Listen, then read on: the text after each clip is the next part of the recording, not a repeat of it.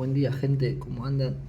Yo peleándome porque quiero colocar una estufa y no puedo, y acá me doy cuenta que el que vino a hacer la instalación, desprolijo total porque rebocó con las manos, fíjense lo del mercado, metió, no taponó nada a esto, y claro, no me enroscaba porque fíjense, no sé si llegan a ver, está toda la rosca, ahora yo la estoy limpiando, pero toda llena de material.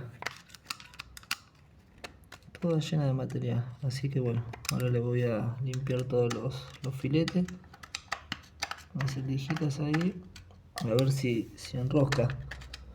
Como los bujes son de bronce, eh, a veces le puede costar un poco, pero si lo mando ahí se va a deformar la rosca, así que una vez que limpie voy a repasar con el tapón, que ya le pasé un poquito, fíjense los dos primeros filetes y hasta ahí entró, a ver si se empieza a limpiar, pero miren adentro. Está todo, mira, hasta el fondo llegó el material. No sé quién hizo esto, pero fíjense otro detalle.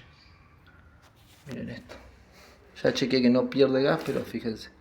A ver si se ve. No se llega a apreciar tanto. Pero bueno, este está así inclinado. Esta conexión.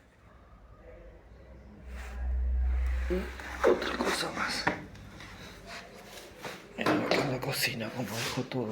Supuestamente para revocar. La toma de la cocina.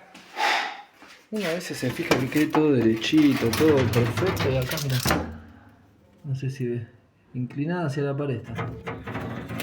Bueno, nada, esas cosas tratar de observar que queden rectas, tanto los codos como los caños para que no pierdan, sobre todo si es termofusión.